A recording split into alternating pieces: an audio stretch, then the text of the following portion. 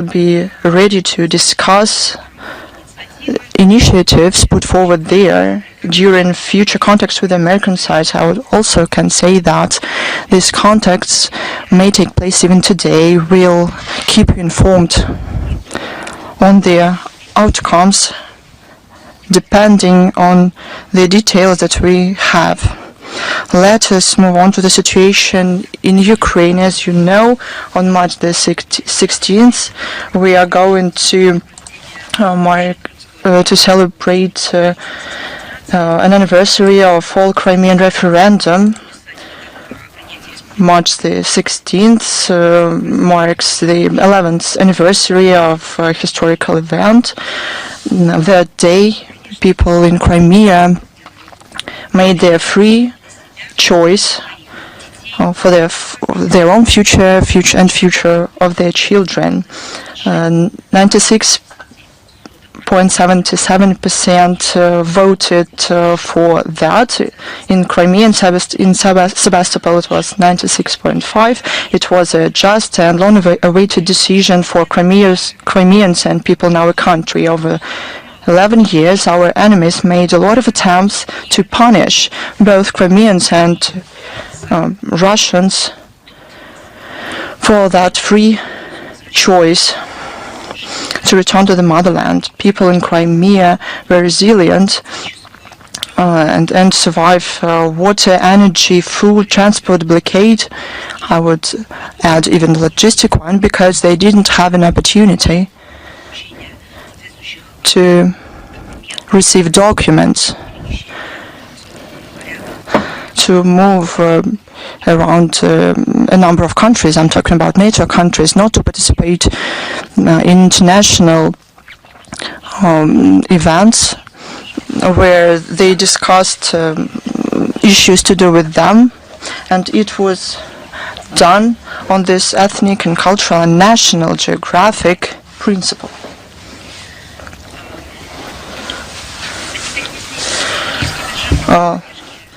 They survived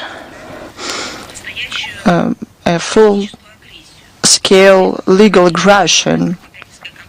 The Western campaigning media failed when Crimea was called. Do you remember that? They called Crimea the Peninsula of Fear, where ostensibly there was discrimination.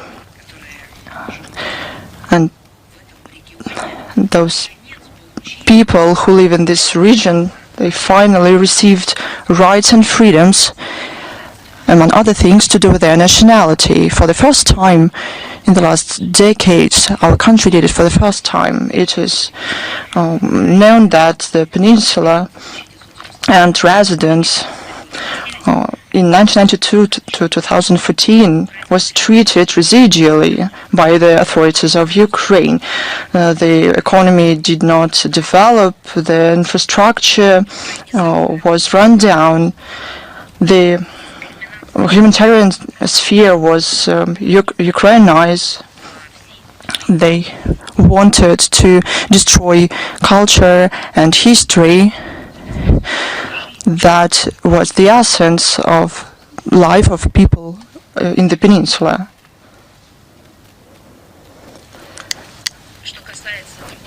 As to other issues, I think I don't have even to talk about it. How we saw the peninsula rejoining Russia, and all those who came there after the referendum in 2015, they asked a question: how this place, a unique place in terms of tourism, did not develop for so many years and was ignored by those who called Crimea their own for many years. As to the Russian and Russian-speaking population, it was persecuted. It was a full-scale discrimination. And Russia, in all senses, cultural, historical, was pushed away from the peninsula, but from the conscious and the memory of those who, for generations, considered themselves to be a part of Russian history. After Crimea rejoined Russia, the situation changed. The transport infrastructure was rebuilt in 2018. The Crimean Bridge was launched. It's a unique project, a very bright symbol of Crimea rejoining Russia. New airport in Simferopol was built. Modern automobile freeway Tavrida was built. New Balaklava, Tavria, Saksk TPP were put into operation. There are new gas pipelines, and residential construction is ongoing. Agriculture reinvigorated, tourism strengthened. This causes anger that manifests in the aggression from the Kiev regime. On January 31st, 2024, the International Court, please don't confuse it with quasi-court, the International Court of the UN, it denied almost all demands of Ukraine and recognized that the Russian policy does not violate the International Convention on the Elimination of All Forms of Racial Discrimination. This important decision was possible because the Russian side provided information by the Russian side in terms of measures taken to ensure national and cultural diversity in Crimea. For example, 2017, in Simferopol, a school was opened. It had been being built for more than 20 years when 4 Ukrainian presidents changed. Up to now, architecture heritage sites and holy places are being rebuilt, and media work successfully in Ukraine, among other languages, in Crimean Tatar language. The information provided by Russia, to the UN International Court, was convincing and destroyed completely the ability to influence this decision by fakes that was promoted by Western media. We can say that these attempts of ill-wishers to challenge the status of Crimea only persuaded people in the peninsula that their historic decision was right.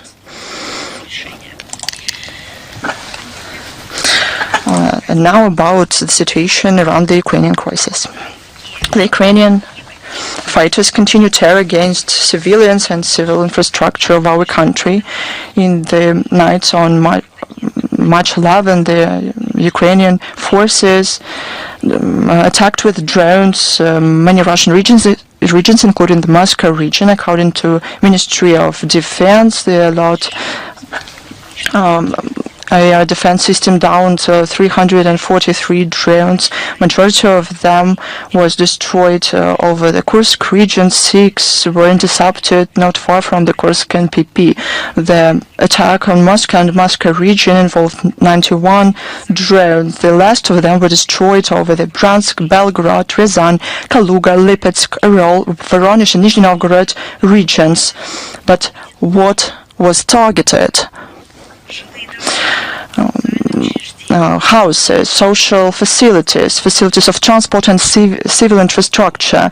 Only terrorists can act like that. Unfortunately, there were people killed and wounded following the attack. The drone fragments killed 3 employees of the military company. More than 20 people were wounded. According to the Ombudsman on Child's Rights, Maria Zakharova, in the Moscow region, 3 children were wounded. 2 of them were under 3 years old. Our website has a detailed statement of our ministry on this outrageous and barbaric crime of the Banderovich regime. In the DPR, following shellings and detonation of explosive in the city of Golovka on March the 6th. At least 17 civilians were wounded, including first responders. On March the 9th, the Kherson region, the Ukrainian forces attacked the village of Veliky Kopany with HIMARS missiles. They did it for more destruction. What is important is that amid suspension that turned out to be temporarily, the U.S.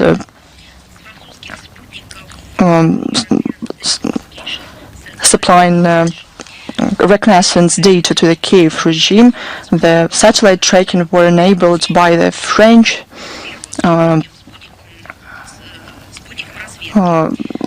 satellites, and the targeting was enabled by the French reconnaissance satellite. Probably Paris do not know that, but there were dozens of civilians. They were targeted.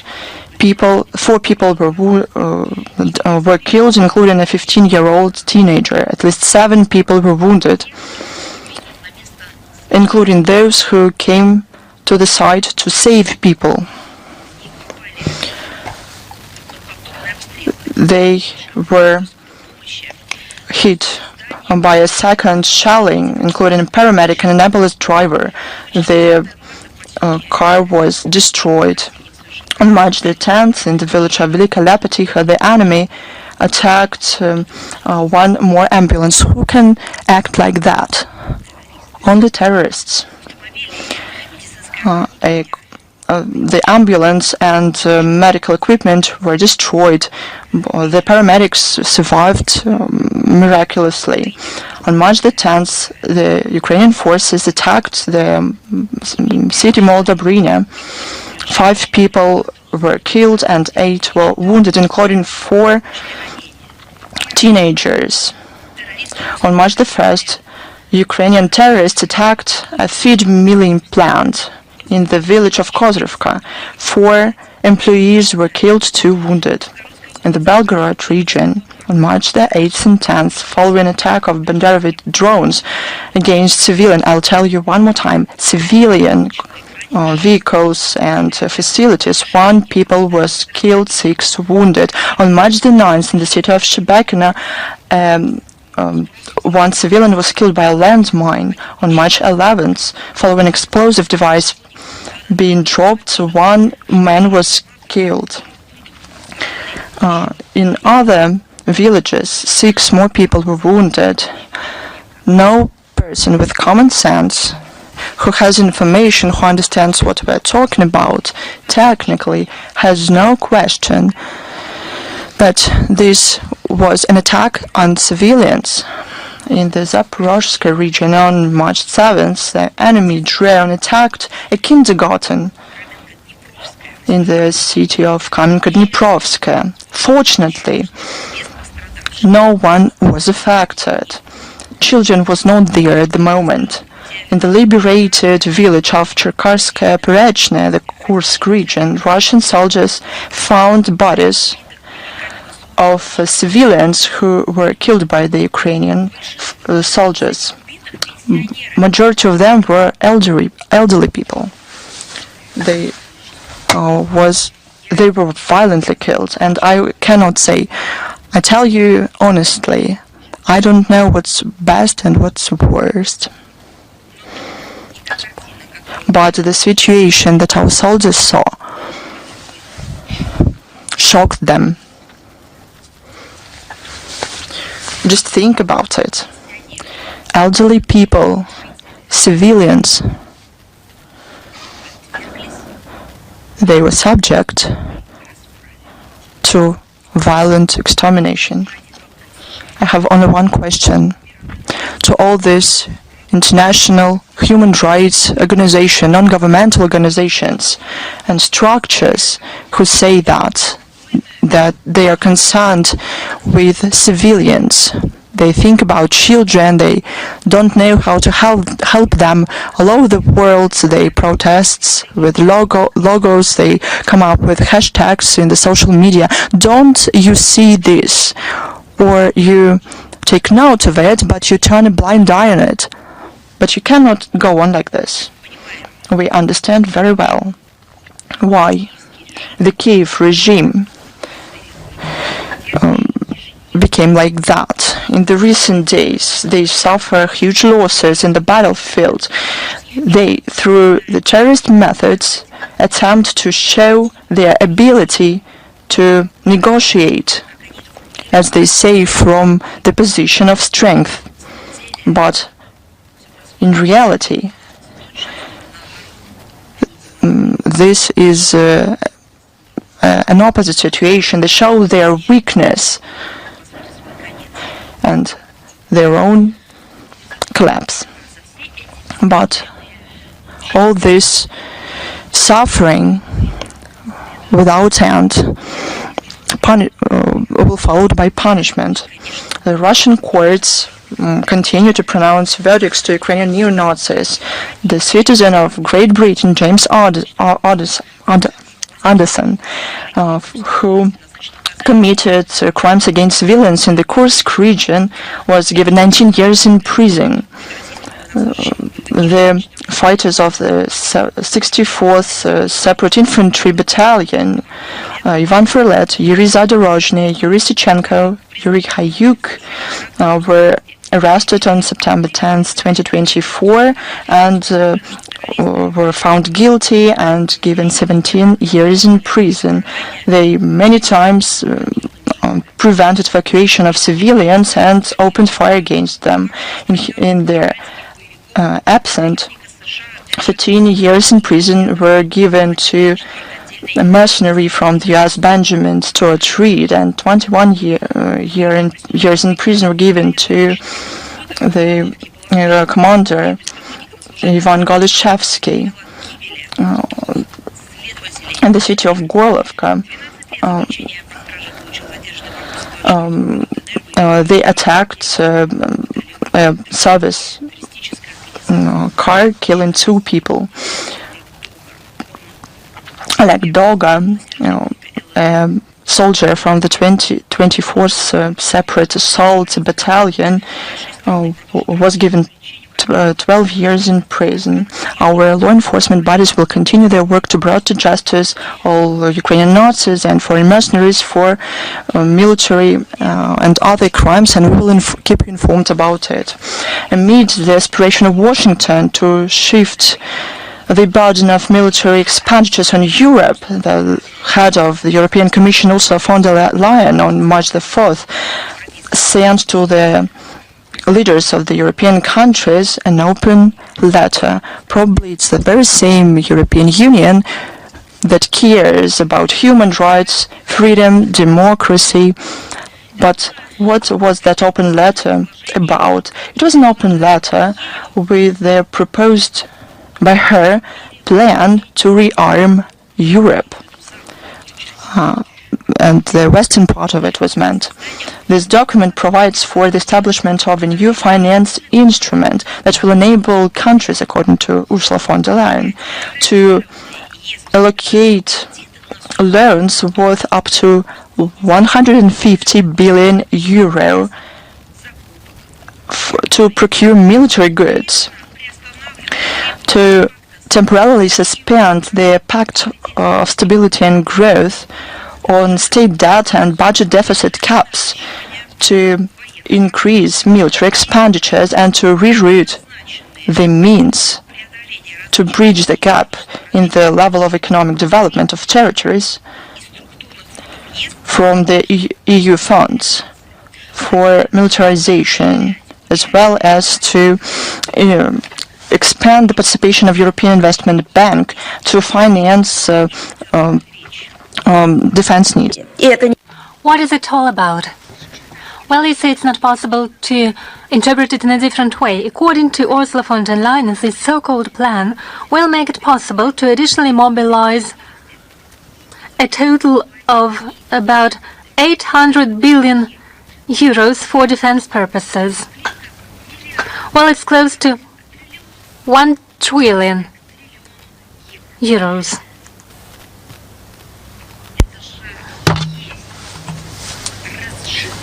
It is nothing but fueling a war on the European continent. And in the distorted interpretation of this advocate of a great war in Europe, implementation of this plan will contribute to helping Europe enter a new era of security and prosperity. And it will make it possible to provide assistance to, I quote, free and sovereign Ukraine, end of quote. You know, one could assume that they are living in a different world, in a different planet, that they never look out of their windows.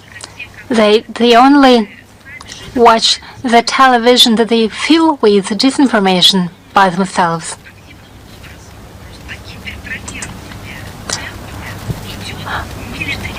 Well, we see that there is an ongoing militarization of those countries that are losing their ability for normal functioning of the economies. Historically, that is what was called provoking a war. There are no details about the sources of such a large-scale funding of militarization for Europe. Nonetheless, experts note that it will take austerity measures in Europe in order to finance these plans, because they don't have any other sources for financing this enormous sum, which is close to 1 trillion euros. To what extent the Europeans will go in meeting their illusory goal of protection against the Russian threat? I call it illusionary because it is an artificial story that is based on Russophobia and anti-Russian hysteria. And it is being promoted by hardly adequate Brussels officials who have lost their sense of reality. We'll see very soon where these plans will bring them. Interestingly, these assessments by Ursula von der Leyen are shared not by everyone. Just on the eve of publishment of this initiative, some countries of the European Union blocked the new package of military assistance for Ukraine, worth up to 20 billion euros from the frozen Russian assets. It was blocked. It was presented by the head of the European diplomacy, Ms. Kaja Kallas. In essence, the European Union is turning from an economic union into a militarized structure, a de facto NATO office. The European Union should deal with economic growth. But where are the forecasts of economic development for the future, which is direct responsibility of the EU, of Brussels, and all those Brussels officials? Where is the plan to help EU countries get out of an industrial and scientific and technological crisis? We see none of this.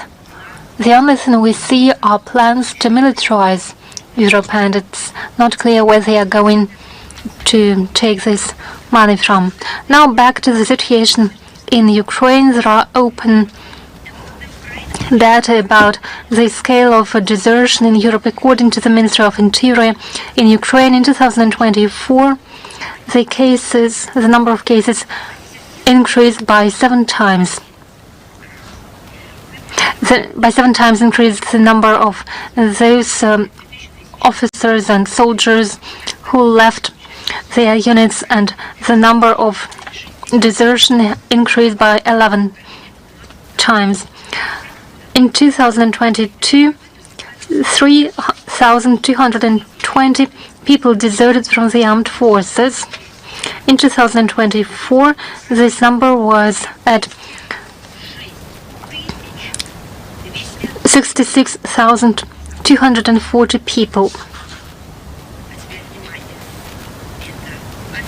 Those are official figures of Ukraine. In reality, according to experts, more than 150,000 people have illegally left their units, and this trend is growing. In January and in February. 35,738 people deserted. I reiterate, those figures are only for January and February of 2025. Over 35,000 people have deserted. Why? The reason is obvious. They understand that they have been deceived by the Kiev regime, by Zelensky, by all those so-called liberal Western democracies, which are regimes in reality. They understand that they are simply killed by those who spoke them about their great future under Zelensky. In this backdrop, the campaign to ensure voluntary, so-called voluntary recruitment of people is ongoing. What are we talking about? Or whom are they going to recruit in a voluntary manner? They are talking about the young Ukrainians aged 18 to 24. The first of them have already signed their contracts and have already taken oath. They will serve in the 10th Assault Brigade. Do you understand what a brigade is? Those are not the people who will operate PCs or operate drones or provide medical assistance. Those are the people who have been caught in a vessel fall. According to a deputy of Verkhovna Rada, Maxim Savrasov, they are currently working on a bill to officially record the data of minors aged starting from 14 years. It is now 70% ready. It is Hitler-Jugend under Zelensky. According to this bill, the officers will have an opportunity to communicate, to cooperate with school teachers, and teachers will provide information about physically prepared students who will be recorded in a separate way. Remember that these bills are prepared by those who didn't spare their children, their babies. They introduced a third gender and they referred to their own children as they. So why should they feel compassion to Ukrainians and Ukrainian children? Those who are less physically fit, I'm talking about children in Ukraine. I'm talking about children as a bill dedicated to the children. Those who are less physically fit will be trained as drivers, and they don't spare the young girls, so we're talking about minors. The girls in Ukraine will be used as doctors, paramedicals, and cooks. They are also now debating the topic of forced mobilization of women. Where are those ombuds people in charge of women's rights? Are they not interested in what's happening in Ukraine? There are facts that even pregnant women received recruitment letters. People, women with disabilities, and elder people. So the Kiev regime is basically eliminating its own people. I will be not surprised if one day all this information will be systemized. And of course, they are fighting Ukraine and facing Ukraine. There are ongoing raid attacks by the advocates of so-called Orthodox Church of Ukraine, of churches and property of the canonical Ukrainian Orthodox Church. It is accompanied by violence against the priests and the flock. Starting from 2025, according to the media accounts, in Bukovina alone, illegal meetings took place in order to convert 16 parishes of the Ukrainian Orthodox Church. In the Chernovitsk Oblast, the jurisdiction was changed overnight, and 13 charters of religious communities of the Orthodox Church of Ukraine were registered. Do you think it's normal? I remember the Department of State in the US published reports about the freedom of religion and faith. They had even a scale of success for different countries. According to the head of the culture unit of the local administration of the Chernovitsk Oblast, Ms. Yelena Bodnar, the authorities do not check whether the activities of the advocates of the Orthodox Church of Ukraine are legitimate. No one checks whether the meetings indeed took place and what decisions were taken. There was a blatant fact on the 6th of March when supporters of the Orthodox Church of Ukraine cynically used the emergency hospitalization of the 62-year-old priest of the Ukrainian Orthodox Church. With the assistance of police, the Orthodox Church was simply re-registered and given to the schismatics. So it's not a schism. A schism means an internal process. Differences in some views, the failure to meet the points of conversion. But what we are witnessing here is a simple elimination of the Orthodox Church in Ukrainian Orthodox Church. The Ministry of Culture in Ukraine initiated establishment of a commission that will be operational until the 30th of May this year. What will it prove? It is unbelievable.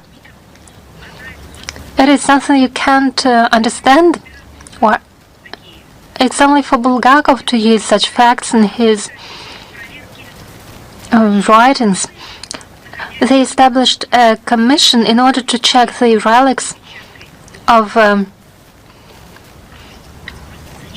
the saints.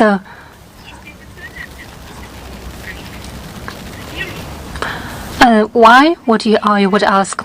It was done in order to determine their historical and scientific value. We are talking about the relics of the saints.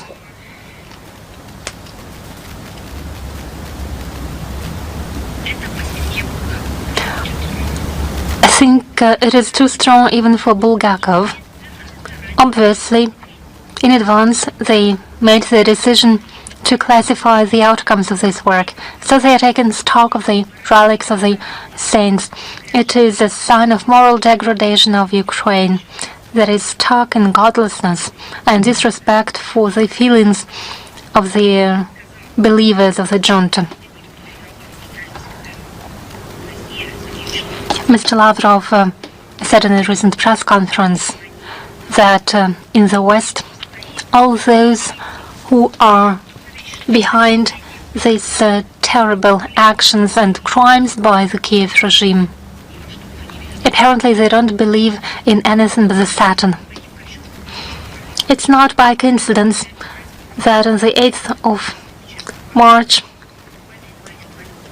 the cross almost fell from the Ukrainian Orthodox Church. It is a bad omen that was interpreted by many Ukrainians as remembers that the Zelensky regime has betrayed canonical orthodoxy. All those who are engaged in metaphysics should decide how to interpret it, but there are facts requiring a political, moral, and historical assessment. It's something we are talking about today.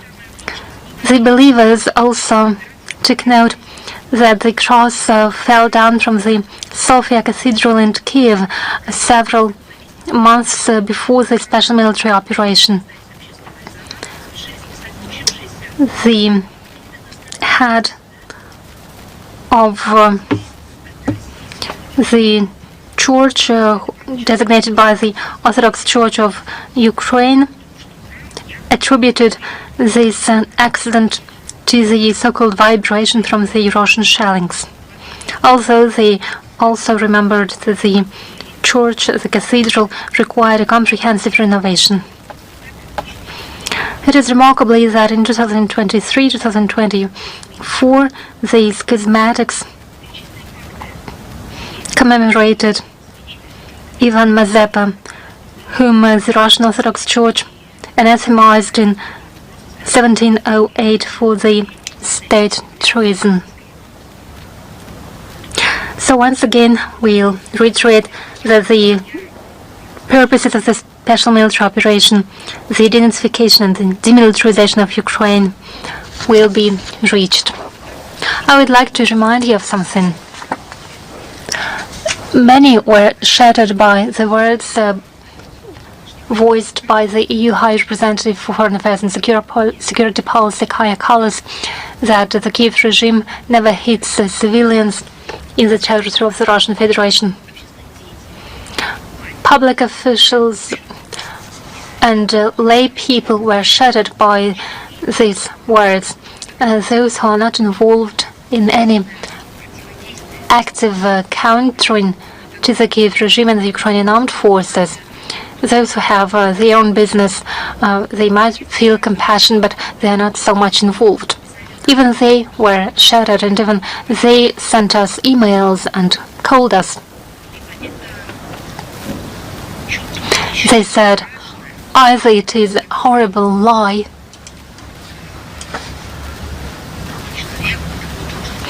that a woman who realizes what suffering and pain is, what it means for parents to lose their children, what it means to hit the socially vulnerable population. What is it? It's a dehumanization. So people asked, why is it that a EU official dares saying something, saying such words? They are informed. They have been informed about what's going on, not only starting from 2020. Our diplomats provided such information during the meetings, but even before 2022, they received the information directly in the course of negotiations with the Foreign Minister of Russia, Mr. Sergei Lavrov, on any occasion of a meeting with Brussels, the European official. Minister Lavrov raised what was going on in Donbass and shared with them the information and handed over the materials about what was going on in Ukraine, what was dealt to the civil population. They pretend not to know about it, but we will continue to remind them of what's going on. I will now present you the information about children who suffered and were killed at the hands of the criminal activities by the Kiev regime starting from 2014 and up until now. These data was presented by our special representative for the crimes of the Kiev regime, Mr. Miroshnik. He collected it in close cooperation with our law enforcement agencies and the regions and regional authorities, and with the public organizations and common citizens. These data are not final, and I'm not saying that they are completely precise. Because this day when Sucha was liberated and when our servicemen, our people entered the yards, the households, the cellars, and they saw, as they said, and they showed them children's skulls. This data will be, there will be additions to this data, but I will mention something in order for you to have an idea, everyone to have an idea what the Kiev regime, financed by the West, what it did with children. in order for you to have the data and the timeline. Within these 10 years, the Ukrainian subhuman militants, they have blood of more than 1,700 children on their hands. It's just preliminary numbers. After yesterday's video published by Russian media with direct quotes of our servicemen who liberated Seizure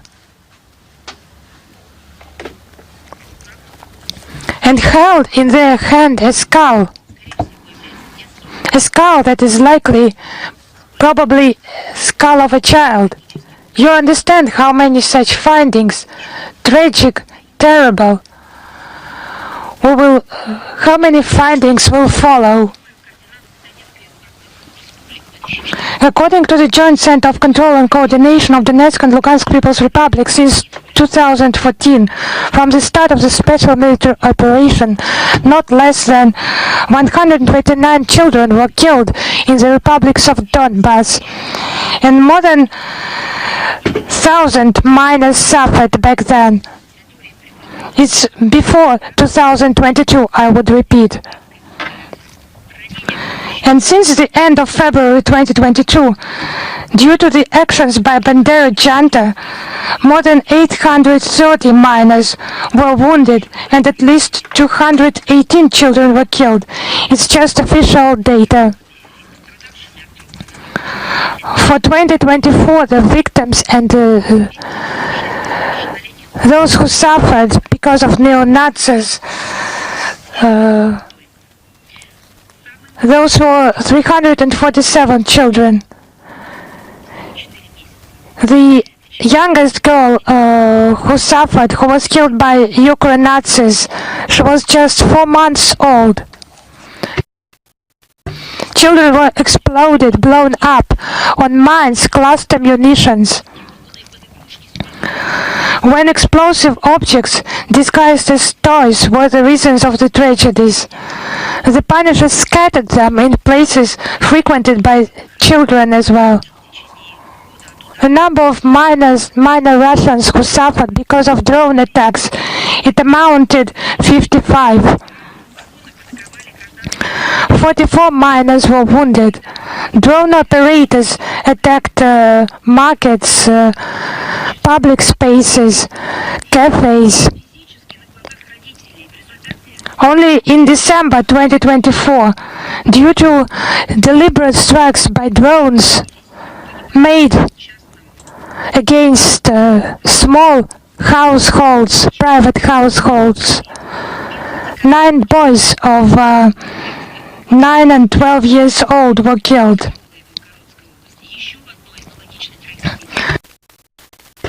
In December, in Starodub village, another tragedy was miraculously avoided. A child of 8 years remained alive but suffered moderate injuries to his thoracic spine. The number of those who suffered due to criminal activities of the Ukrainian army grew. 127 children were wounded, 11 were killed. In Belgorod region, 88 children were wounded, 12 were killed.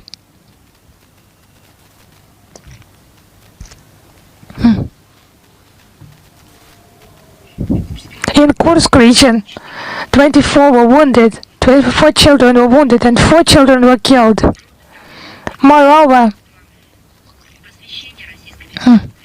according to the Ministry of Education of the Russian Federation, because of the barbaric shootings in the Donetsk, Lugansk, Kherson, Zaporozhye, Belgorod, Bryansk, Kursk regions, at least 2,242 children were deprived of possibility to go to kindergartens. 173,762 children were transferred to online studies. At least 396 kindergartens were damaged. 9 of them were destroyed. 503 schools were damaged, 35 were destroyed. 104 educational organizations were damaged, 5 were destroyed. That is,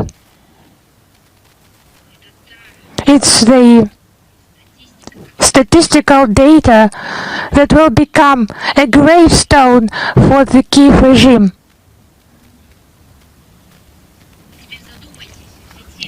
And now just think, everyone who regularly in the EU countries, in NATO countries, votes for assistance to Kiev regime, what you are voting for, against who you are voting, who you are targeting by your weapons, and where those funds, tens, hundreds, and we now see more significant sums, millions of euros and dollars.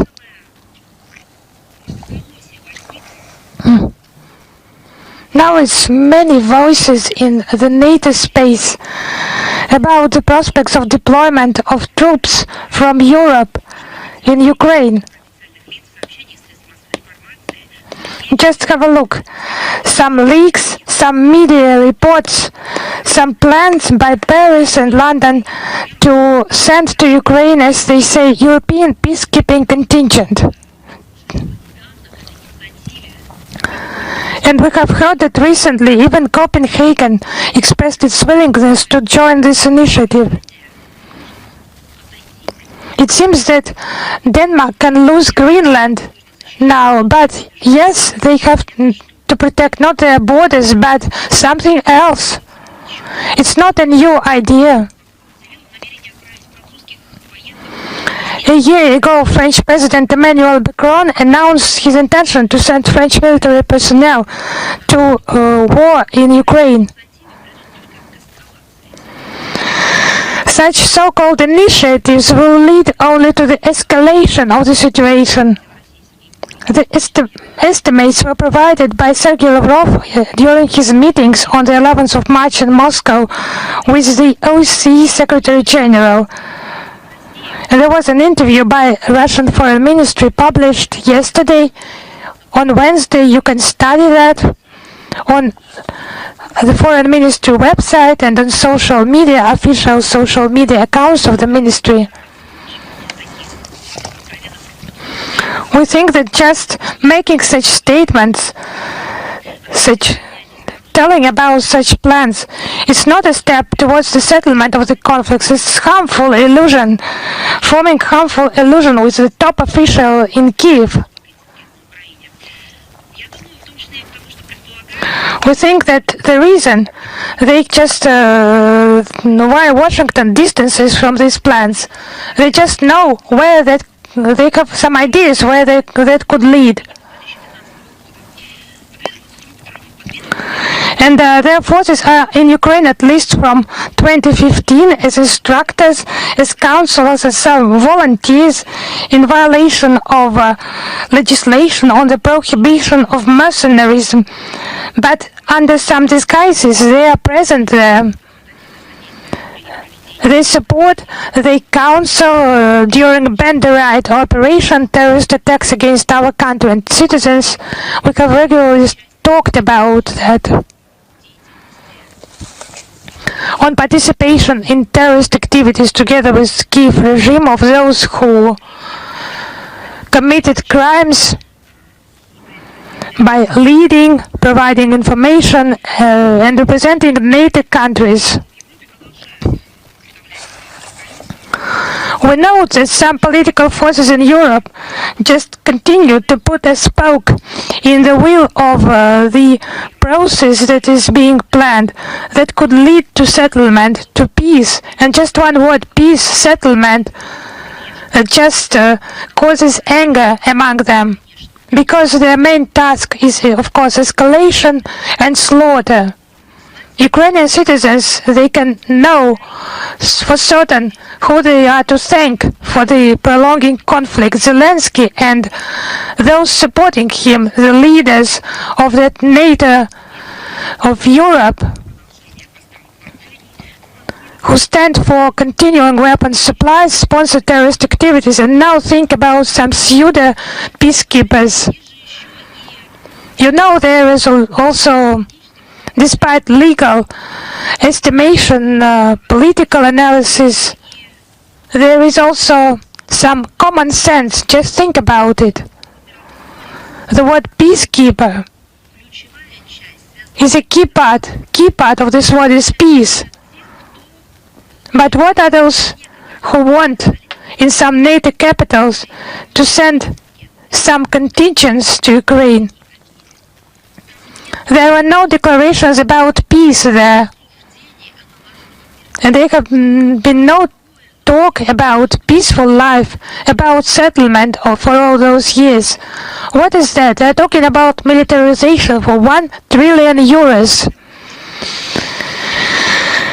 Deployment of any armed formations of other states is unacceptable to us. Some allegedly peacekeeping operations, they are proposed by those who do not have the word peace in their lexicology at all. All those repeated ideas is just familiar to us, is painfully familiar to us. That would mean the involvement of those countries into a direct armed conflict with our country, and to which we will respond with all the available means. And of course, the French government is just making some bright statements. We need to tell about our former partners trying to misappropriate, but to put things in their proper names, to steal the Russian assets frozen in the territory of the European Union as part of illegal restrictive measures. The Russian position on this issue is unchanged. All the blocked Russian funds are the property of the Russian Federation. The appropriation of profits from financial operation without the relevant consent of the Russian side is, I would underline once again, theft. No matter what pseudo-legal constructs it may be disguised under. Those alleged seizure of excess revenues and allegedly legal, it just does not stand up to any criticism. Such unilateral actions constitute the appropriation of this of the property of a foreign state, and it's negative for the image of the EU among the international community and the global investors. It demonstrates that they are not interested in a long-term settlement of the crisis around Ukraine and intend to continue to heavily supply weapons to the Kiev regime in order to continue the conflict, to create such possibilities. And now the bloody mystification, bloody staging. Now another anniversary, bloody anniversary, is nearing. It has been mentioned many times by our top officials, by foreign minister, on the platforms of international organizations, many briefings where we mentioned that. On the 3rd of April, it will be 3 years from the time of the ordered and staged beforehand, the staging in the settlement of Bucha of the Kiev region. Back then, stories were invented about the alleged killings of local civilians by Russian servicemen, as they said. Despite the obviously staged nature of this provocation, all the Western media politicians started to distribute this information. It was a pretext for not conducting negotiations, not looking for any peaceful settlement of this situation. No political process are needed, as they said. NATO countries and that collective Brussels spoke back then about solutions on the battlefield. Russia has repeatedly provided detailed refutations of this fake, while Ukraine and its Western handlers do not even attempt to provide any evidence of the accusations made against Moscow. It's absolutely unacceptable that the Kiev regime is condoned in this by international organizations, including the United Nations. I would remind you, according to its charter, it's obliged to be neutral and maintain an equidistant distance line.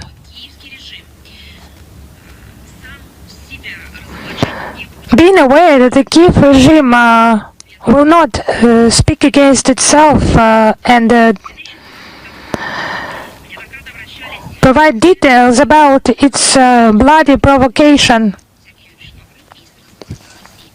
At least 3 times, Sergei Lavrov just presented this question before the United Nations Secretary General, addressed as well the United Nations High Commissioner for Human Rights with a request for assistance in obtaining the relevant data. In particular, in September 2024, through the permanent mission of Russia in New York, a request was transmitted for investigation of the events of the staging provocations in Bucha in order to provide for the protection of the rights of the victims of the tragedy. In January this year, they called again on the United Nations Secretariat to speed up the response to this appeal. What do you think? Despite all that, our requests still remain unanswered by the UN Secretariat. It was just some distraction, just some unclear replies or some words. You understand everything.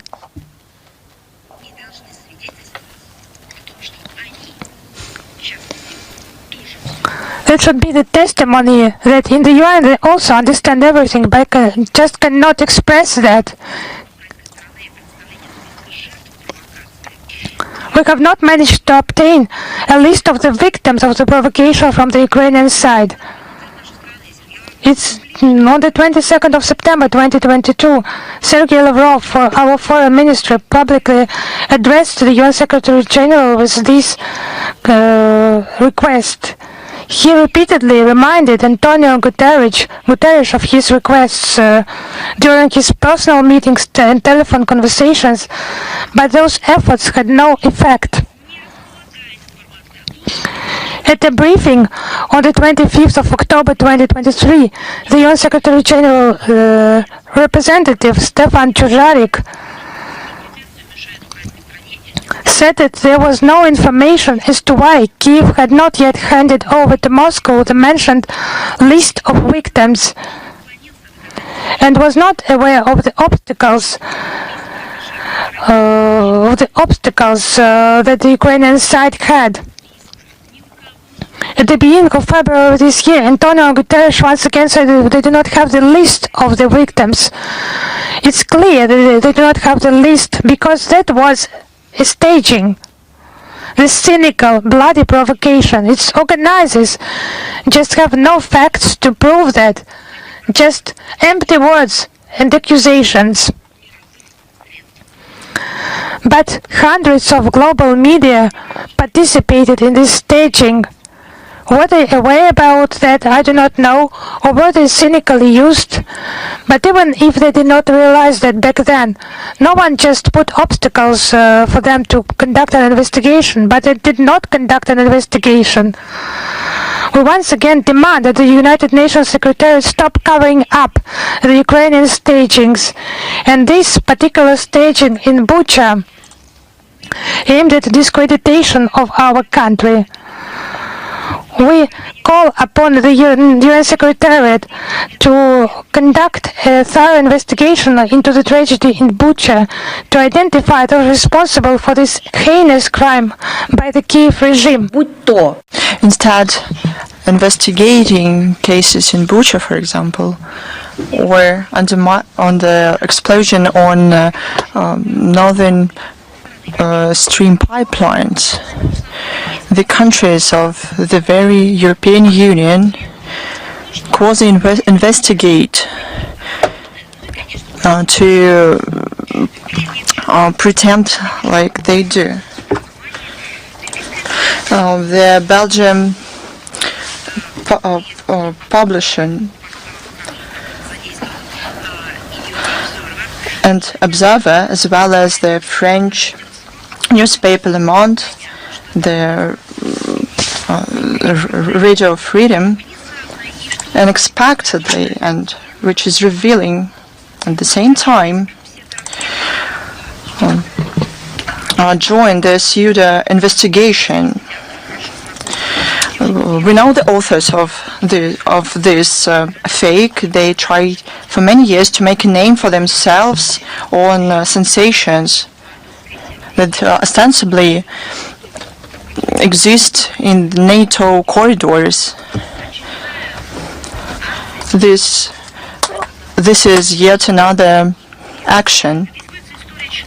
They describe a story of a person, their activities on social media, and then they label them as Russian spies. Besides violating basic rights or basic rules of journalist ethics, they even stoop to distortion of facts that do not fit. But this does not stop anyone, because we have data published by Washington how the US aid paid for such information campaigns. They also mention our diplomats, and then they look for signs of their ties with special services, or something that can be presented as spying. Sometimes they accuse them in arson, killings, terror attacks, cyber attacks, and all of those things are attributed to unnamed people that ostensibly have ties with Russia, but without any arguments, without proof. But it's easy to just say those things and later come up with another story. In this time, it's delirium, and it's not only difficult to comment on it. There's no sense doing it. These materials have nothing to do with common sense, and we will post the list of these materials. We'll publish them on our official website. All of this is based on ungrounded information, and those are false ideas. They were created as such, but the question is, why do they need this? But the answer is there. Brussels wants to continue to further escalate relations with Russia. We can remember the materials with Ursula von der Leyen and 3 trillion euros that have to be received from people in the European countries and be used against our country and democracy in Ukraine. I forgot to mention that. Even for this, the large-scale ideological brainwashing campaign was started. The European population are threatened with the made-up threat from the East, only to get to the pockets of European people to finance aspirations imposed by the political leadership in the EU. But Ursula von der Leyen does that. She first asked for hundreds of thousands of euros to procure vaccines outside of the EU. She just agreed via text messages to procure vaccines for tens of millions of euros, and then they destroyed them. So it is impossible to identify how many vaccines were used, and not to establish the quality of those vaccines. But there is another project. Ursula von der Leyen now can pump money for another purpose, because armaments are more expensive. That's why such publications are needed. Every day it's getting more and more clear that this anti-Russian policy is harmful for the EU countries, and this policy will lead to deterioration in social and economic situation in the European countries and the degradation of the security situation on the continent. The statement of the General Secretary of NATO on Bosnia and Herzegovina, we took note of it because there were a lot of question about it. Mark Rutte, during his recent visit to Bosnia and Herzegovina on March 11th, amid political crisis in this country, he called on the Presidium of Bosnia and Herzegovina to settle the problem. He clearly meant the situation with the leadership of the Serb Republic. The fact that this problem did not happen on its own, and with the involvement of the Western masters of Sarajevo, was willingly admitted by Rutte. He essentially fueled the internal Bosnian crisis by calls to expedite Euro-Atlantic integration of Bosnia and Herzegovina. It is yet another provocation aimed to exacerbate the situation in the country, where their potential membership in NATO is perceived ambiguously. Rutte praised illegitimate High Representative Christian Schmidt, whose activities are questionable because there is no legal basis for his presence there. He supported the presence of European forces in the country and said that that NATO will prevent security vacuum in the country. That's how EU and NATO are becoming one thing, and this cynical address of Rutte to the authorities of Bosnia and Herzegovina was also noted by us, and Brussels spent hundreds of millions received through corrupt measures.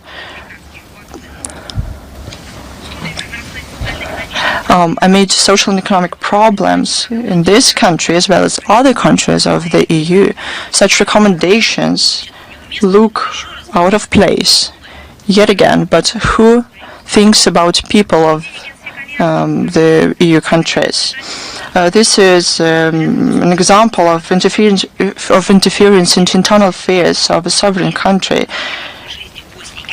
NATO can continue planning to take control of all spheres of life in the Bosnia and Herzegovina.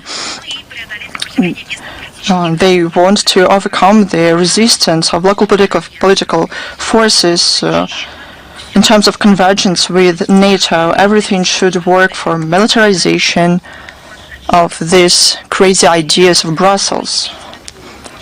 I mean, crazy ideas to militarize the western part of the European continent. But coexistence of people of different nationalities in a country with a difficult history in Bosnia and Herzegovina are of no importance to Brussels. They have other aims. Pakistan were shocked by the terrorist attack on a train. As you know, it took place on March 11th. civilians were affected. We strongly condemn this terror attack as well as other forms of terrorism in all its manifestations. Barbaric actions of terrorists cannot be justified. Those responsible must be punished. We express solidarity with Islamabad in the face of this global threat, and we are committed to strengthening constructive cooperation with Pakistan in counterterrorism. We had questions in line with the decree of President of our country on our diplomatic presence in the Dominican Republic. In this context, all the procedures to establish the embassy of the Russian Federation there were completed. The decree of the President of Russia appoints Alexei Seredin as Ambassador Extraordinary Plenipotentiary of the Russian Federation to the Dominican Republic. He is going to arrive there in the nearest future. Our contacts historically were based on mutual respect, consideration of interests of each other, friendship, solidarity. On March the 8th, our countries celebrated the 18th anniversary of the establishment of our diplomatic relations. Today, we interact with success in various spheres. We maintain political dialogue.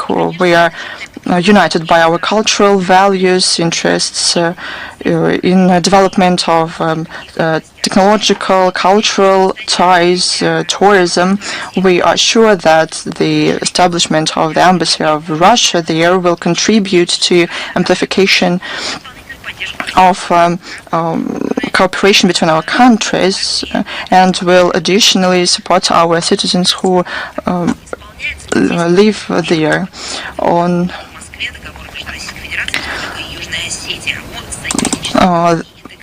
March the 8th marks 10th anniversary of the treaty signed between the Russian Federation and the Republic of South Ossetia on alliance and integration. It was signed in 2015.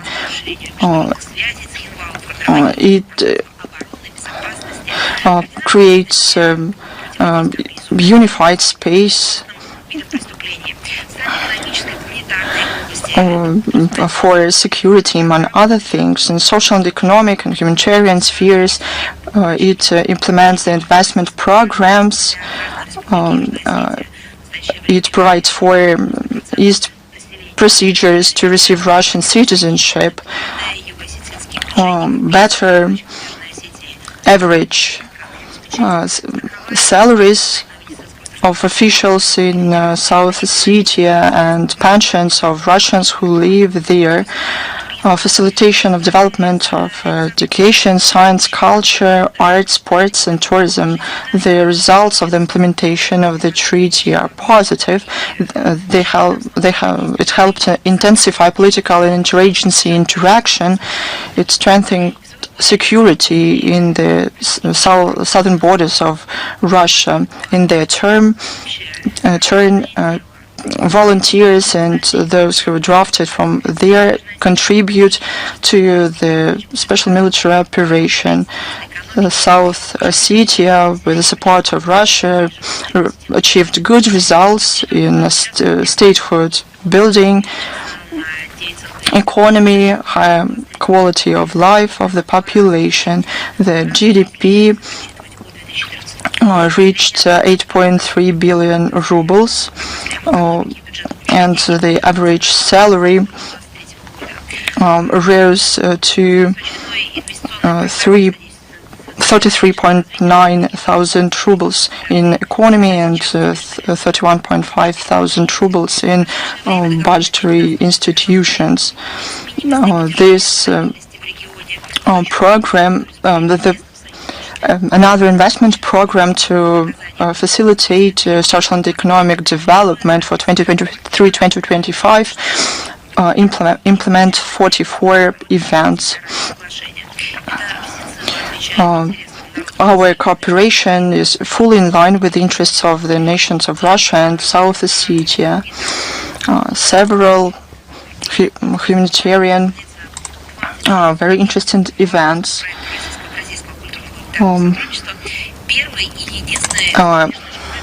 In Brazil, March the 15th marks 25th anniversary of a project between Russia and Brazil, the first and the only foreign school of state academia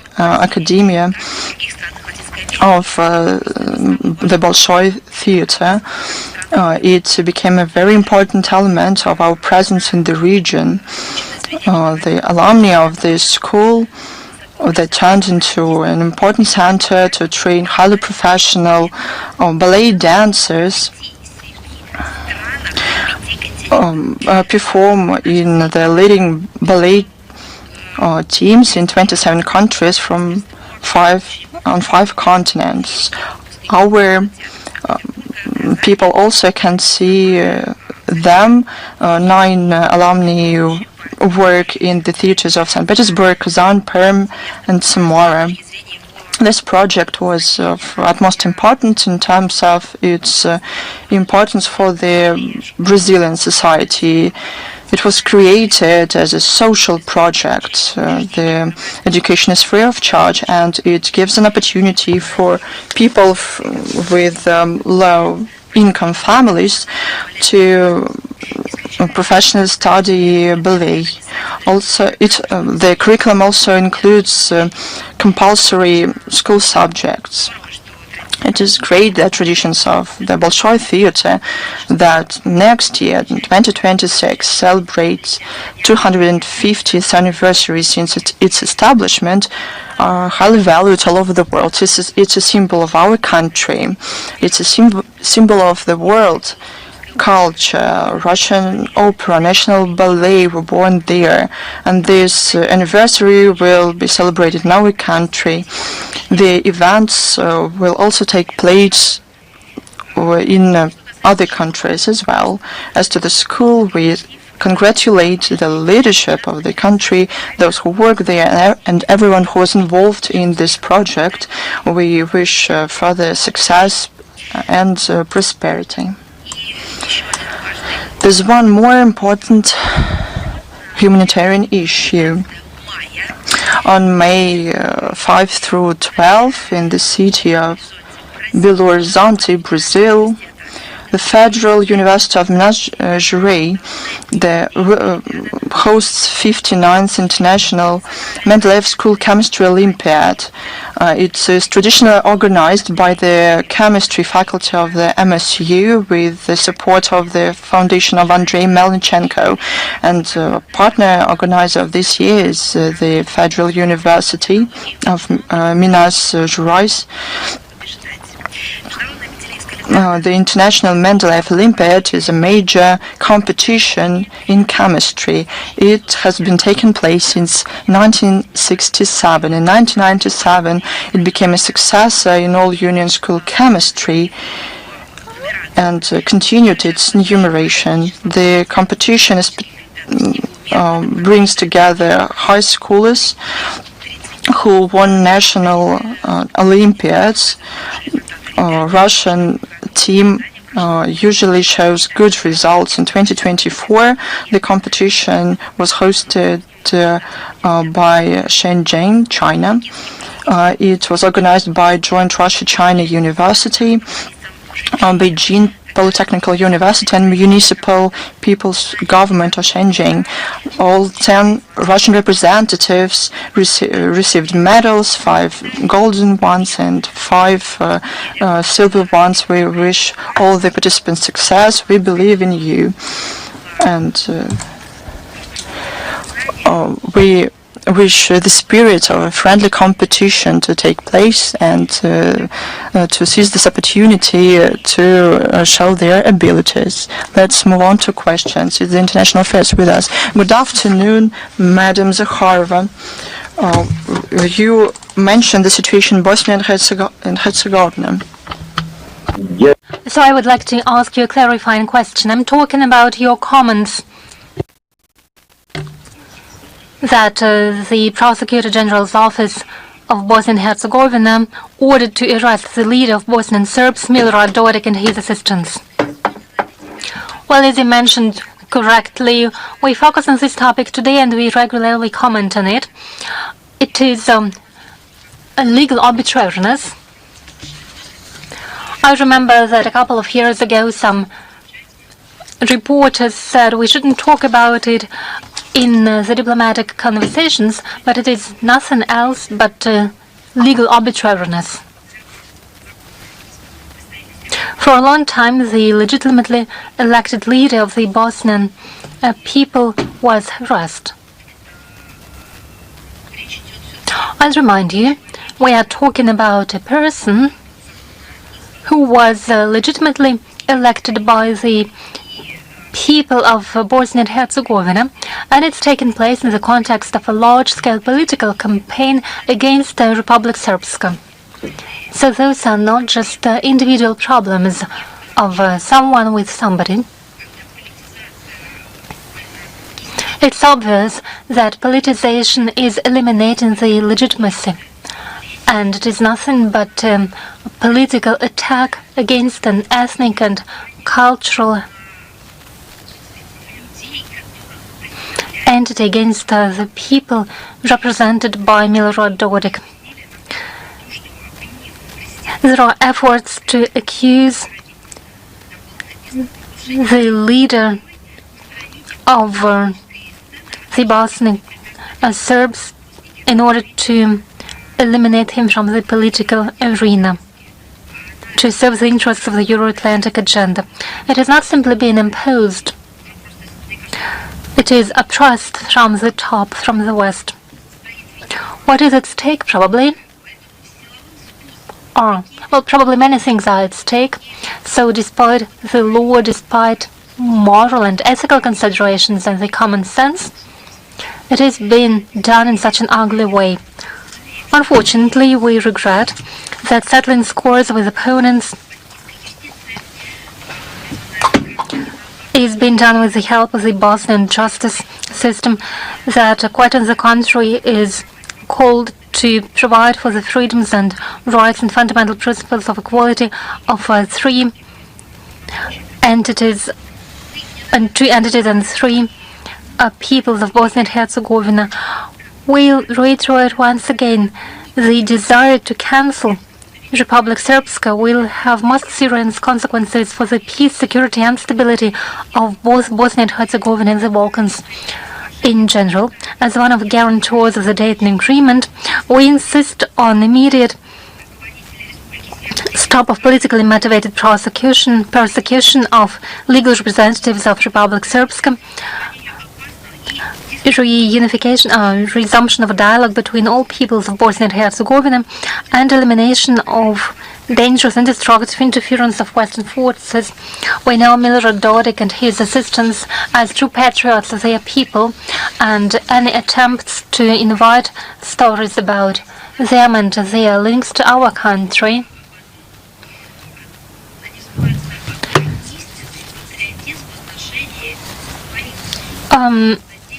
are not true, and their compatriots understand it. It is something that is understood by those who entrusted them with their responsibility to decide on their future, the future of this long-suffering population. Everything that is being done by those people, I'm talking about President Dodik and his assistants, is aimed not only at the development of context-friendly relations with other countries, but first and foremost on upholding the rights and freedom of its people. We could call them the defenders of rights and interests of the Serbian people. I sincerely believe that all difficulties and all hardships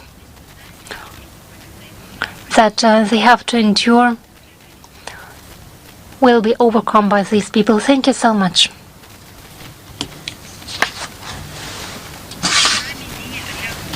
Ria Novosti, are you with us?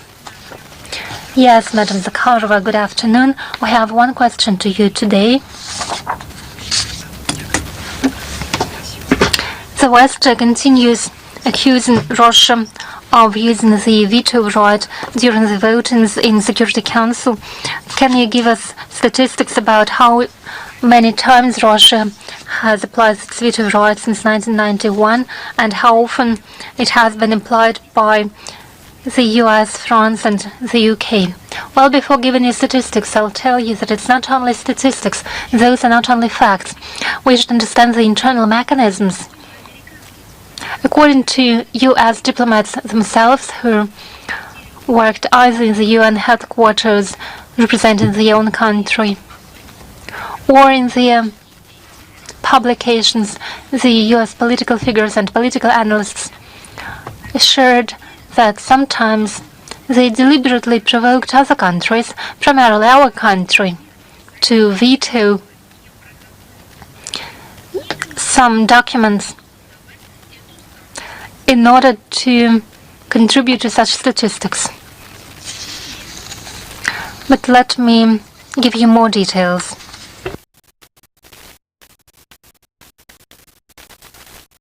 Let's start from 1991. Since that time, Russia has applied the veto right 39 times. The US has applied it 22 times and China 18 times. The UK and France haven't formally applied their veto right. But at the same time, we have to look into the details. Let me explain to you how the mechanisms in the UN Security Council work. The current configuration of the UN Security Council makes it possible for the Western countries to use the hidden veto right. According to paragraph 3 of Article 27 of the UN Charter, decisions of the UN Security Council on all topics except for procedural issues are considered as adopted when there are 9 votes in favor, including those votes of all permanent members that coincide. So the Western countries, including their allies, can block any initiatives without using their veto right as such. So they simply prevent a document from reaching the needed number of votes. The key issue is that our country always treated the veto right not as a privilege, but as an important mechanism in the work of the UN Security Council that pushes and encourages and inspires its members to search for compromises. That was the idea behind the veto right. It was designed as a signal lamp that demonstrates to the international community that it hasn't been able to agree. Moscow is aware of its responsibility as a permanent member of the UN Security Council, and it will continue to use the veto right in a faithful manner only in the exceptional cases and in the interest of elaborating long-term and just solutions. A remarkable situation took place when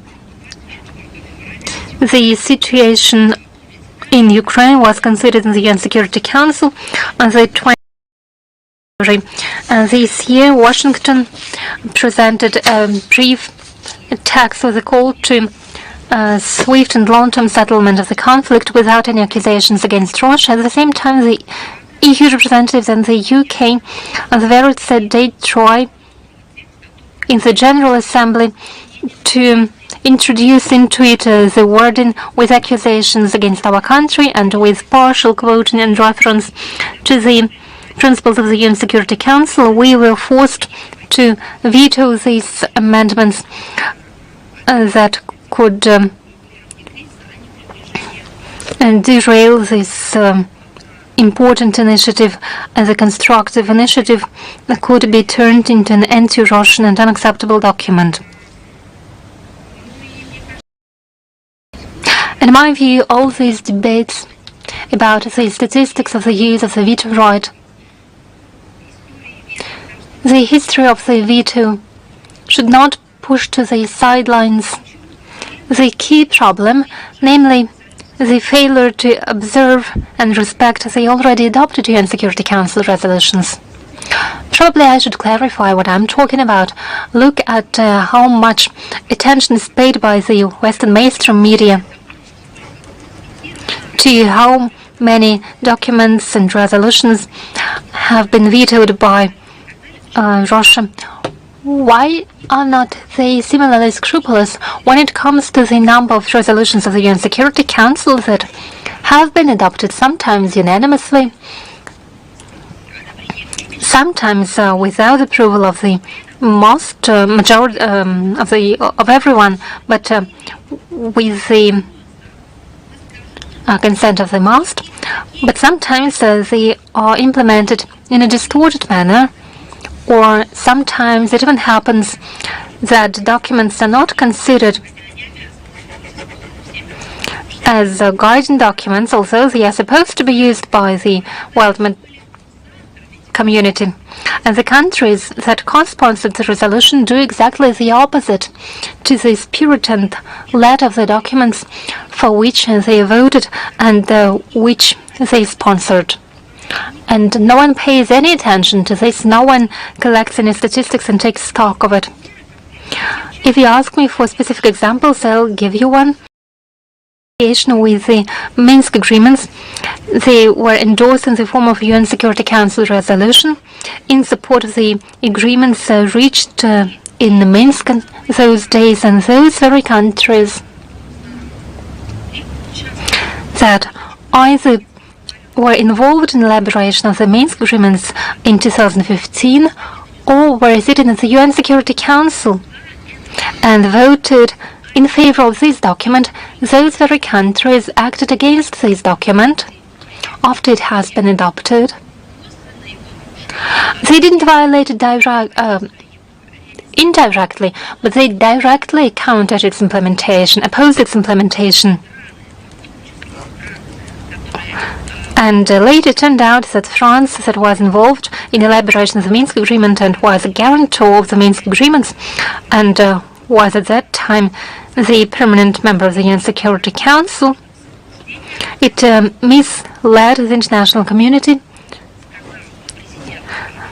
It was mentioned by the then President of France, by the President who then participated in the elaboration of the Minsk Agreement, President Hollande. He said France was never going to implement it, neither as the Minsk Agreements nor as in the form of the UN Security Council resolution. That's the key problem in our view. So if we are to conduct an investigation, I'm talking about a journalist investigation or a survey, the situation should be treated in a comprehensive way. It's not only a matter of statistics, and it's not only a matter of procedural tricks related to the obvious need to reform the institutions of the United Nations. This problem should be treated in a comprehensive way. One have to look at what irresolvable situation exists today that can't be helped by the reform of the UN Security Council or some statistic changes. It is a matter of mentality, a destructive mentality with false assumptions of those who consider the UN and the international law not as an instrument aimed at the search for a peaceful settlement, but as an instrument for promoting their narrow political goals and as an instrument to inflict a strategic defeat on the peace in the world. Thank you. Is Senor here with us? Yes, we are here. Good afternoon, Madam Zakharova. I have the following question.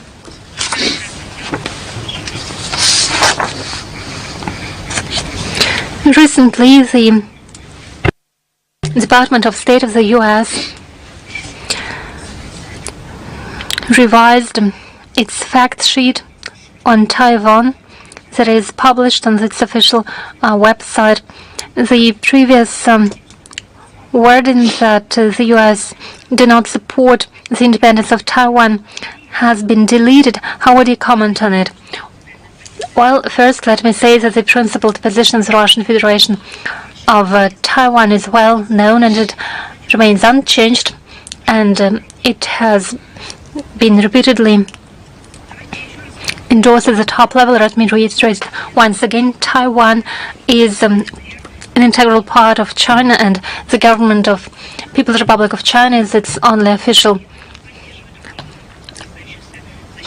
leader, and we support the territorial integrity and we closely cooperate in the field of security. That's the main thing that I wanted to say. And as for the steps that you mentioned, they are nothing else but a violation of international law, including by the Americans themselves, as they violate the One China principle. The U.S. and their allies signed, as you probably would know, new contracts for weapon supplies. They strengthen political contacts on different levels. So I'm talking about the contacts with the island. But they are doing so not for the sake of cooperation, but for the sake of creating tensions in the region and as an instrument of pressure against Beijing and the Chinese people.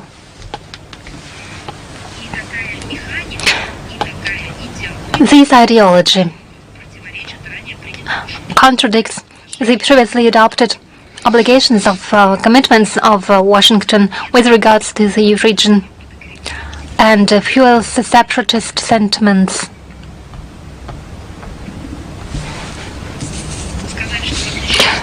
You said you have some more questions. No, that was my only question. Thank you. Is Russia today here with us? Yes, we are here. Good afternoon, Madam Zakharova. We would like to ask you the following question in the backdrop of the resumed Russia-US dialogue and the modified rhetorics of the US with regards to Russia. What is the chance that Moscow-Washington relations will become equal relations, and can we say that we are already witnessing the message, the signals of such developments? Thank you. Well, I believe we should take note of any signals, but at the same time we should focus on specific steps and specific actions. It's not because we wouldn't like to believe in the best, but it's because we have unfortunately already witnessed the cases when words contradicted, deeds contradicted the words, or the message contained in the words was distorted. So I'll reiterate, we do read the signals, we support the constructive sentiments aimed at the development of peace and cooperation by the current incumbent U.S. administration. And any country that might send such signals, but at the same time we focus on specific steps and deeds, and it is by these steps that we develop and elaborate our policy when it comes to bilateral relations and so on. Thank you so much. Is Izvestia here with us? Yes, good afternoon. Secretary of State of the U.S. Marco Rubio said the U.S. is going to prevent the use of hostile rhetoric against Russia in the G7. What does Moscow think of such a step, and can we say that Washington is now more moderate when it comes to the assessment of the situation in Ukraine? Let me separate it into two questions. We have already noted that even within the framework of G20, American representatives, although they have not delegated the head of this Department of State, they were represented at the level of the ambassador of that country. their statements were without the previous administration's aggression, Russophobia, and their mood was different. Those processes, those symptoms, they're obvious. We have already noted them, and we have noted the statements of the American representatives who, I repeat once again, are constructive in nature, aimed at dialogue, maintaining contacts and relations. We have noted that it has been noted at the highest level in our country. Your second question was about, is it possible to say that Washington is more realistic in its assessment of the situation in Ukraine? So I think it's the team that has come to power, that is in White House. They should know what is now happening in Ukraine, and the previous team also knew what was happening there. It's just the tasks, the objectives of the teams of Obama, Biden, and their members were different from the objectives they declared. They spoke allegedly about supporting democracy in Ukraine, but they actually killed that democracy in Ukraine. They just mutilated everything, the electoral system, political system in that country. It was supposed to reflect the will of the people, but it just turned into some fake events with the participation of Western countries. They just pushed the country towards militarization, towards conflicts in the regions. They talked about respect to the legislation, but actually they were rewriting Ukrainian legislation, and they were talking about respect for sovereignty of Ukraine, but actually they totally subordinated the Kiev regime to their will and destroyed the Ukrainian independence by making this country just dependent in all the spheres, in all the fronts. The Biden administration was also aware about the events in Ukraine. It was more than aware. It implemented its own project in many ways there. It is indeed repeatedly all over the world in historical periods by other teams of presidents in the White House. This team and the previous team, they know what is happening there. Their relations are different, and it's expressed even openly. I would like to underline once again that the previous team in the White House was concealing its true intentions. It's just needed an instrument to implement its corruptive schemes, corruptive intentions. They needed an instrument to resolve the domestic problems in the United States of America. They needed Russophobia, they needed Ukrainian conflict for that. They needed such an instrument that is the Kiev regime for the implementation of their geopolitical ideas. And they just presented it as supporting the young and growing, strengthening Ukrainian economy and supporting its stance in international affairs. And this team is just highlighting the true approaches of the previous administration, talking about corruption and what is presented as their ideas. It was not actually, and it was actually contrary to their true tasks. And we should not be talking about some team not being aware of the real situation. They were and they are aware of the real situation. They know what is happening there. Just look at the documents revealed by USAID. There's corruptive schemes, financing of those processes, killing of the democratic processes. Those documents were implemented during the previous administration, and they are revealed during the period of this administration. So they are and they were aware. Their relations are just different. I agree with you here. There is an obvious difference here. Thank you, thank you. Is Reuters with us? Madam Zakharova, hello. We have two questions. The first one is about the issue you have already mentioned. It's talks in Jeddah between the Ukraine and the United States. So, how can the outcome of these negotiations be acceptable to Russia, and what can be the response conditions of Russia here? So, as I have already mentioned, we do not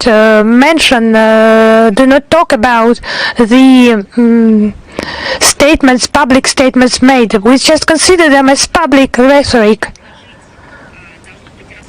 What they are ready to propose, it should not be in front of the microphone, but in negotiations rooms during the relevant contacts. It has not been the case so far.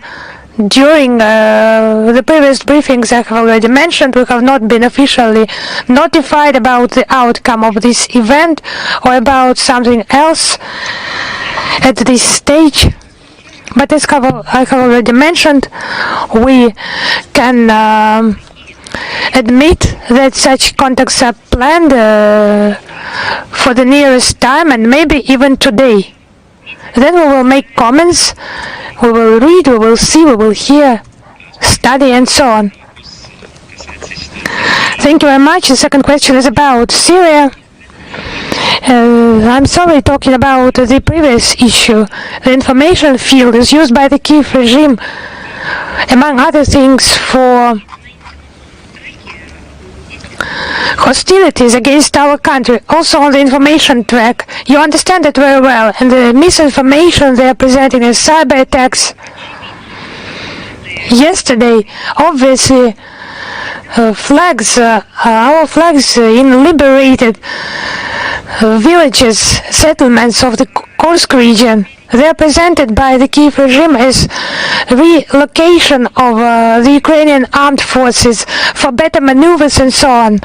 So those obvious things, they are just trying to find some tricks to conduct some misinformation campaign and so on.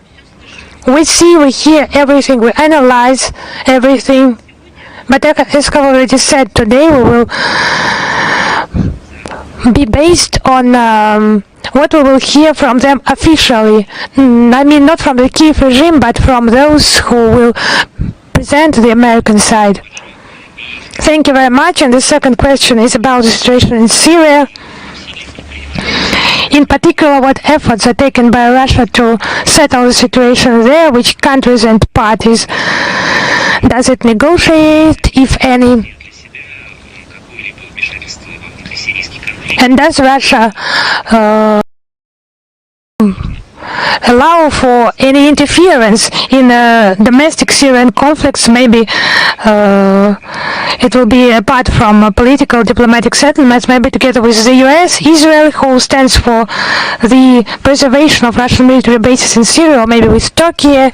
So we stand for the comprehensive settlement of the crisis in the Syrian Arab Republic and observing the sovereignty or territorial integrity of this country, the relevance of these tasks, very difficult tasks. The relevance has grown due to the recent tragic events in the west of Syria, whose assessment we have provided. We maintain contacts for the stabilization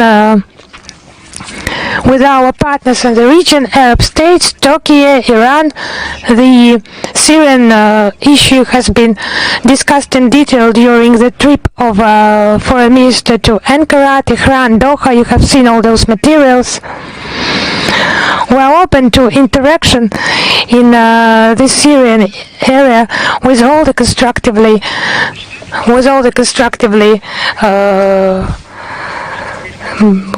constructive countries, and regarding the urgent consultations with the UN Security Council on Syria, most Security Council members have similar positions and some common approaches. It provides hope that in the West the common sense will prevail for renewing the joint work in order to resolve the Syrian issue and the other problems in the Middle East. So we are working. Thank you. Thank you. Is Anna Delu with us? Madam Zakharova, hello. Our question is also about Ukraine, the European countries and France and the EU have supported the proposal about the ceasefire in Ukraine on the outcome of the negotiations in Saudi Arabia. Please excuse me, could I interrupt you here for a second, taking into account the positions of those countries, but is it really needed? Is it really necessary? Yes, really. What have the countries mentioned by you, England, France, the majority of the EU countries, what have they done for their position to be taken into account? But they have had a chance, France, Germany, who is part of the European Union, to influence, not allowing the escalation for 7 years. They were just not just observers, but the guarantors. The guarantors of what? Of the Minsk process, of the Minsk agreements. But before that, they used to be the guarantors of Ukrainian domestic settlement process, political process. So they guaranteed those transition process of transition of power from the legal authorities to those who they supported, trying to present that as democratic reforms. They failed everywhere. They failed on Maidan with their efforts allegedly aimed at something good. They failed in Minsk agreements as guarantors. And even as those implementing the resolution binding for the entire international community, the UN resolution, the UN Security Council resolution. So let us return to the question, why is it necessary, or we can, or we need to take into account the positions of those countries? What is the proof of the relevance of their approaches? Maybe they have some merits in peace settlement. We have already mentioned Germany and Great Britain.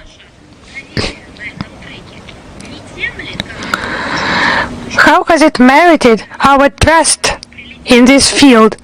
Boris Johnson visiting Ukraine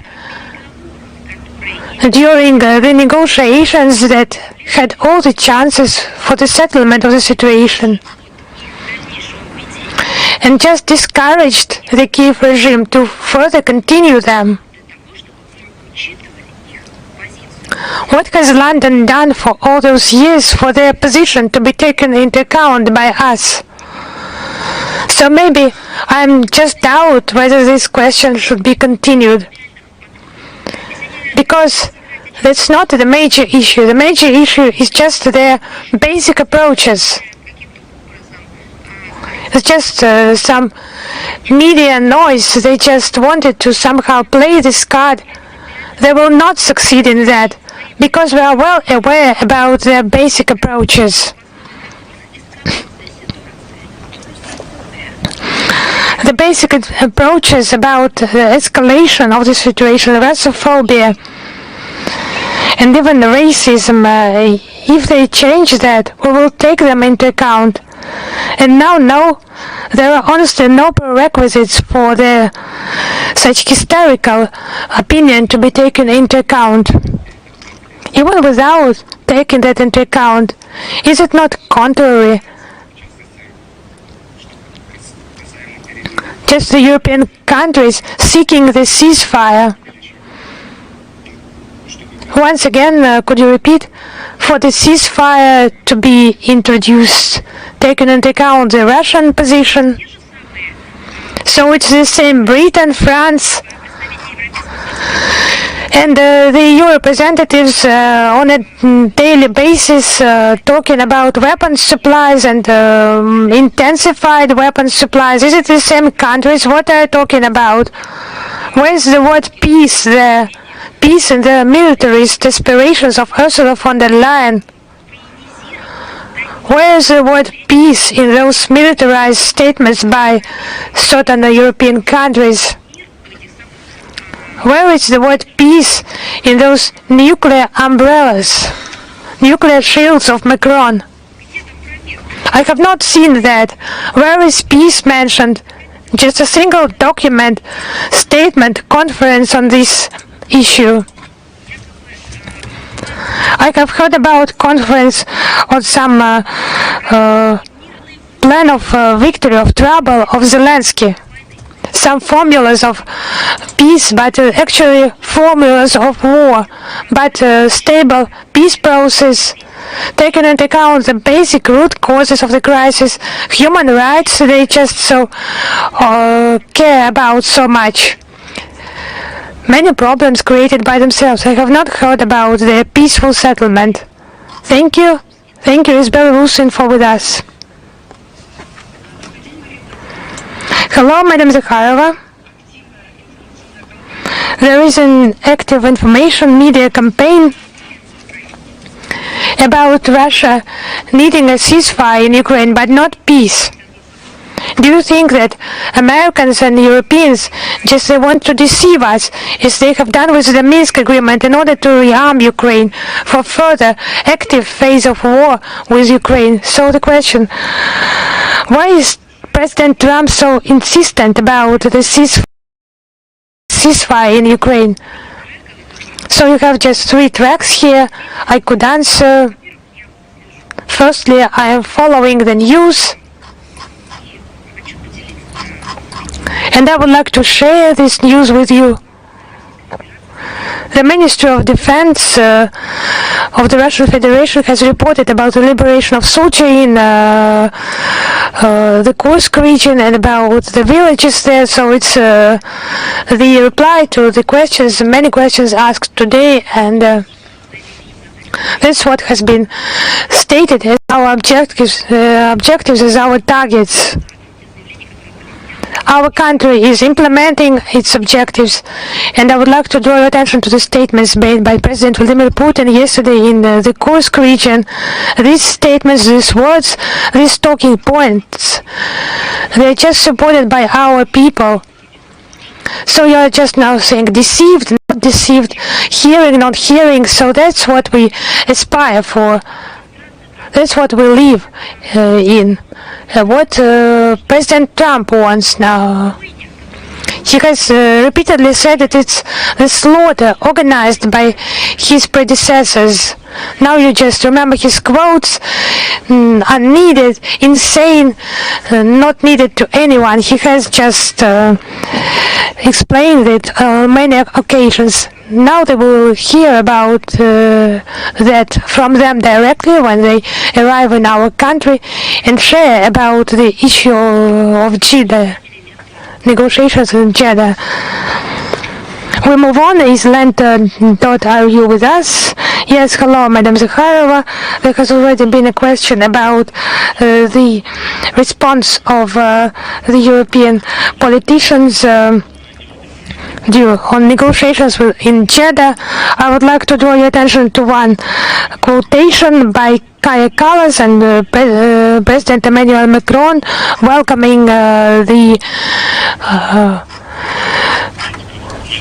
negotiations in Jeddah and saying that Russia has the ball in this game as always. So it's just some attempt to create a distorted view of the situation again. I even do not want to express some irony here. It's a highly complicated crisis. When they have made such statements, they played the primary role here. They just were the handlers, the mentors of Ukraine in this game political modeling of the young forming democracy.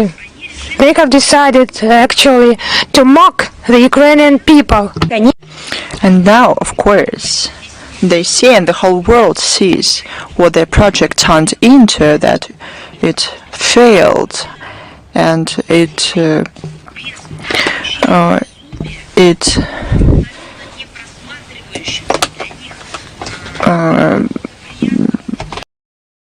the whole population of Ukraine in a situation without a way out. But for it's a dead end for the Kiev regime. But for future, they come up with information,